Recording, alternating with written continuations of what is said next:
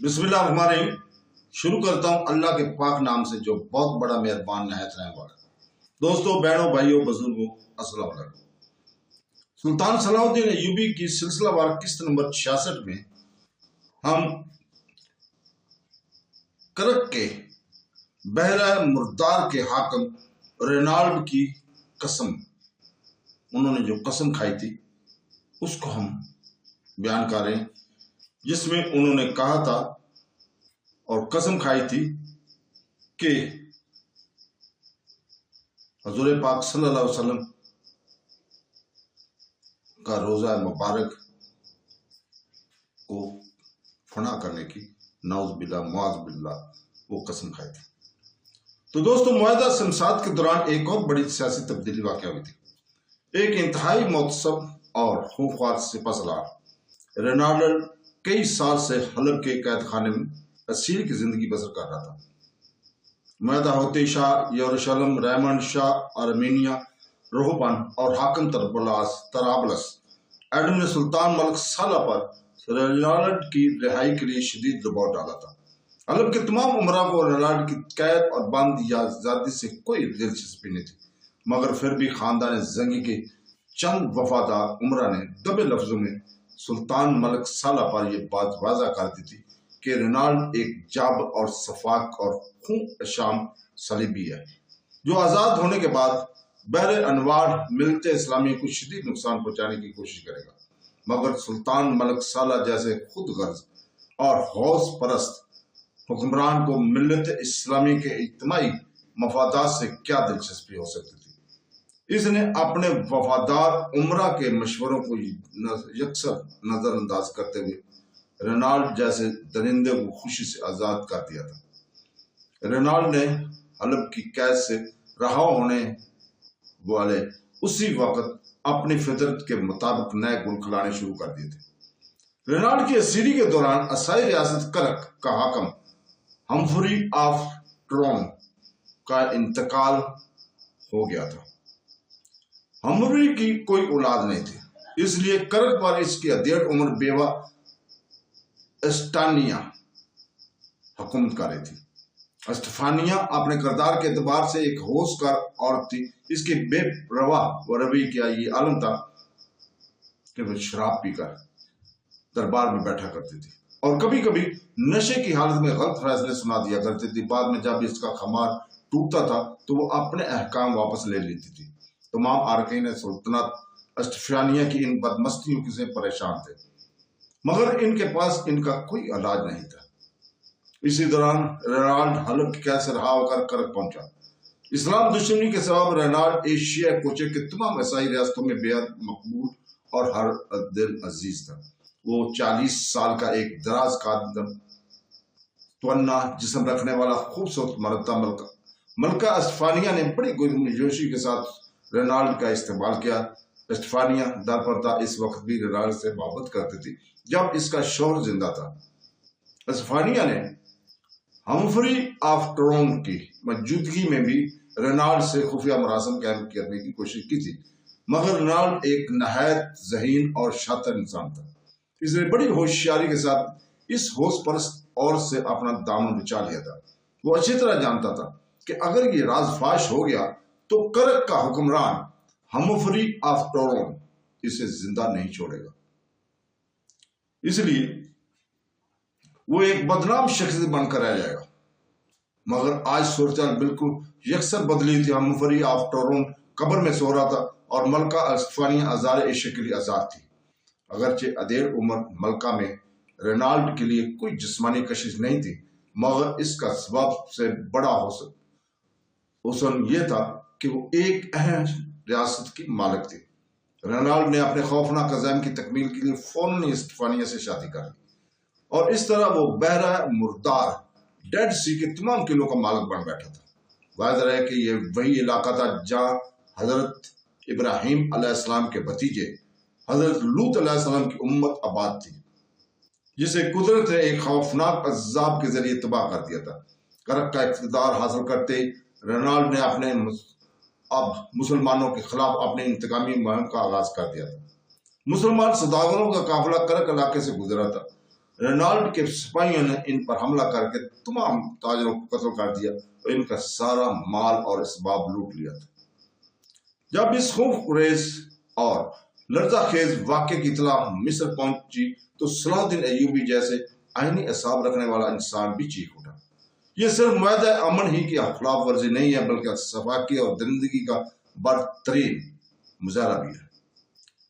फिर उन्होंने एक लम्हे की तखीर के बगैर अपने सफीर को खत देकर कर्क रवाना किया, जिसमें वाली मिस्र रेनाल्ड को मुखातब करते हुए साफ साफ तारीफ कर दिया था कि एक मुसलमान होने की हैसियत से मैं इन मकतूल सौदागरों का अजीज हूं, इसलिए तुम इन मकतूलों का कसास तलब करता हूं। कसास एक ही सूरत होगी कि तुम मुस्लिम ताजरों का लूटा हुआ तमाम माल मिस्र पहुंचा दो और इसके साथ ही कर्क के इलाके से इतने ही ईसाई ताजर मेरे पास भेज दो ताकि मैं इन्हें कत्ल करके इस्लामी इंसाफ के तकाजे पूरे कर दूं। अगर मकतूल सौदागरों के वारिस बनने वालों का खौफ खून माफ कर देंगे तो मैं यकीन दिलाता हूं तुम्हारे भेजे हुए ईसाई ताजर पूरी हिफाजत के साथ कर्क पहुंचा दूंगा। अगर मैं मुआहदा समसात का पाबंद ना होता तो अपने सफीर को भेजने और कलम उठाने की बजाय खुद तलवार उठाता। सलाहुद्दीन अय्यूबी का खत पढ़कर रेनाल्ड ने एक जोरदार कहका लगाया, जिससे वाली मिस्र के लिए इंतहाई तहजीब हरकत का इजहार होता है। फिर इसने चंद सतरी खत लिखकर मिस्री सफीर के हवाले कर दिया, जिसमें लिखा था, वाली मिस्र को मालूम होना चाहिए कि मैं मुआहदा समसात में शरीक नहीं था और सच तो यह कि मैं सुलह और अमन पर यकीन नहीं रखता। मेरी जिंदगी का मकसद अपने दुश्मन को मिटा देना है या खुद मिट जाना है। मेरे सिपाहियों ने जिन सौदागरों को कत्ल किया है दरअसल वो ताजरों के बेस में किसी मुसलमान रियासत के जासूस थे और दुनिया का हर कानून जासूसों को कत्ल करने की इजाजत देता है। जब तुम्हारे हाथ मुआहदा की जंजीर से आजाद हो जाएं फिर कलम की जगह शमशीर भी उठा लेना। मैं बड़ी शिद्दत से इस दिन का इंतजार करूंगा। कर्क के हाकिम रेनाल्ड का खत पढ़कर सलाहुद्दीन अय्यूबी के चेहरे पर नागवारी का रंग उभरा है और फिर वो इंतहाई तंदो तेज लहजे में बोला, मैंने अपनी जिंदगी में इतना झूठा शख्स नहीं देखा। अमीर मोहतरम, झूठा होना तो बहुत छोटी बात है। मैंने कर्क के बशिंदों से रेनाल्ड के बारे में जो कुछ सुना है इस एतबार से तो मेरी नजर में दुनिया का सबसे बड़ा लानत ज़दा इंसान है। ये कहते कहते मिस्री सफीर का चेहरा भी गुस्से से सुर्ख हो गया। क्या सुना है तुमने रेनाल्ड के बारे में? सलाहुद्दीन अय्यूबी ने चौंक कर मिस्री सफीर की तरफ देखा। माज़अल्लाह यक। मिस्री सफीर के चेहरे पर वहशत और खौफ के साए लरजने लगे। अमीर मोहतरम, मेरी नापाक जबान वो बात कहने से कसर है। मैं 1000 बार अपने अल्लाह के पनाह मांगता हूँ।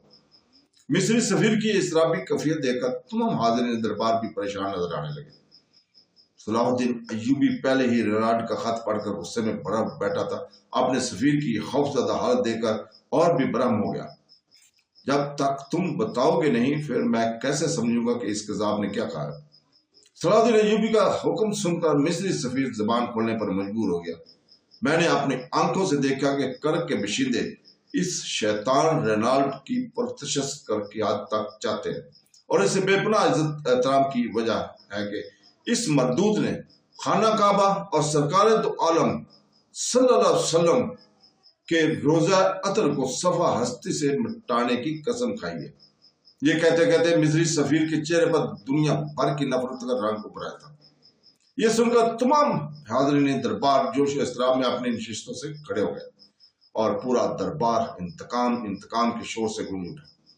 सलाहुद्दीन अय्यूबी के चेहरे पर भी नाकाबिले बयान अजियत और कुर्ब के साए लर्ज रहे थे। मगर अगर रेनाल्ड अब्राह बन गया है तो इसे मालूम होना चाहिए कि इस वक्त खाना काबे की बहुत ही छोटे परिंदे अल्लाह के हुक्म से अल्लाह के घर की हिफाजत करने आए थे। आज भी अल्लाह ही अपने घर की हिफाजत करेगा।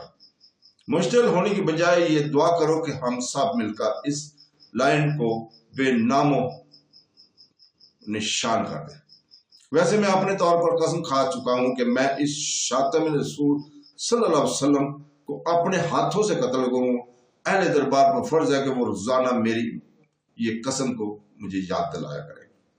इस इलाके की सियासत में दूसरी तब्दीली ये आई कि वाली हलफ अज़रुद्दीन मसूद ने बड़ी सफाई और खूबसूरती के साथ सुल्तान मलिक सालह के 5 उमरा से पीछा छुड़ा लिया था। اس سے پہلے کہ امیر بحران، امیر ترتوس، امیر سنجاب، امیر جندل اور امیر اکرم عزرالدین مسعود کو حلب کی اقتدار سے محروم کر کے خود عیش و عشات کی زندگی بسر کرتے، عزرالدین مسعود نے ایک انتہائی پرتکلف دعوت میں ان پانچوں کو زہر دے کر ہلاک کر ڈالا، اور پھر رات کی تاریکی میں محل کے ایک گوشے میں طویل اور عریض گڑھا کھود کر سلطان ملک صالح کے مقربین خاص کو سپرد خاک کر دیا گیا تھا۔ بڑی عبرتناک موت تھی۔ کہنے کو تو وہ سب کے سب مسلمان تھے، مگر کسی کو غسل نہ دیا گیا تھا، نہ کسی کی نماز جنازہ پڑھی گئی تھی، اور نہ کسی کے گھر سے شور ماتم اٹھا۔ رات کے اندھیرے میں سب کچھ چھپا لیا گیا، اور حلب کے باشندوں کو پتہ ہی نہیں چلا کہ وہ بادشاہ گر عمرہ اچانک کہاں روپوش ہو گئے۔ اگرچہ عزرالدین مسعود نے بادشاہ گروہ سے نجات حاصل کر لی تھی، لیکن وہ صلاح الدین ایوبی سے اس قدر خوفزدہ تھا کہ اس نے حلب جیسا زرخیز اور سرسبز و شاداب علاقہ اپنے چھوٹے بھائی حماد الدین کے حوالے کر دیا، اور اس کے بدلے میں حماد الدین کا بنجر علاقہ سنجار نے لے لیا۔ پھر فوراً ہی حلب چھوڑ کر موصول واپس چلے گئے۔ پھر جب یہ خبر صلاح الدین ایوبی کو پہنچی تو وہ اس تبدیلی پر حیرت زدہ رہ گئے۔ عزرالدین مسعود کے چھوٹا بھائی عماد الدین نہایت فاسق اور فاجر اور ظالم انسان تھا، اور صلاح الدین ایوبی حلب کی معصوم رعایا کو ایک درندہ سب شخص کے رحم مقرر پر نہیں چھوڑ سکتا تھا۔ سلطان ملک صالح کی موت کی خبر سن کر صلاح الدین ایوبی نے طے کر لیا تھا کہ وہ حلب پر حملہ کر کے اپنی منزل کی طرف ایک اور قدم اٹھائیں گے۔ حلب کے بعد محصول اس کا نشانہ تھا والی مصر، جس مضبوط اسلامی سلطنت کا خواب دے رہا تھا۔ اس میں یہ دونوں علاقے بہت بڑی رکاوٹ تھے۔ اس کے علاوہ حلب سے صلاح الدین ایوبی کے خصوصی دلچسپی کی بنیادی وجہ یہ تھی کہ وہ 11 سال کی عمر میں یہاں آیا تھا۔ یہاں اس کے لڑکپن کے کئی خوبصورت سال گزرے تھے۔ یہی اسے سلطان نور الدین زنگی جیسے نیک سیرت اور حکمران کی سرپرستی حاصل ہوئی تھی۔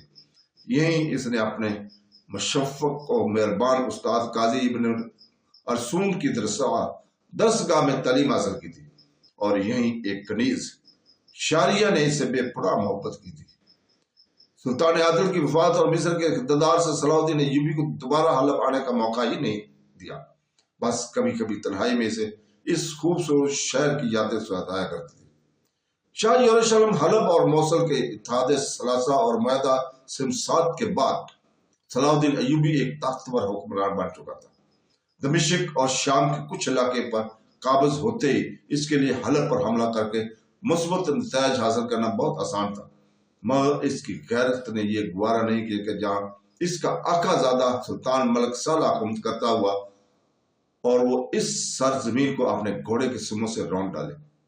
اب جبکہ صلاح الدین ایوبی سلطان ملک صالح کے احترام کی زنجیر سے آزاد ہو چکا تھا، تو معاہدہ سمسات نے اخلاقی طور پر اسے چاروں طرف سے جکڑ لیا تھا۔ نتیجن وہ شدید خواہش کے باوجود حلب یا موصل پر یلغار نہ کر سکا۔ اگرچہ اس کے تمام حریف کئی بار شرمناک اور بدترین بدعہدی کے مرتکب ہوئے تھے، لیکن صلاح الدین ایوبی اول و آخر ایک مرد مومن تھا، اور ایک مومن کی نشان ہے کہ وہ ہر حال میں اپنے عہد کی پاسداری کرتا ہے۔ کرک کے حاکم رینالڈ نے مسلمان سوداگروں کے قافلے کو قتل کر کے معاہدہ امن کی خلاف ورزی کی تھی۔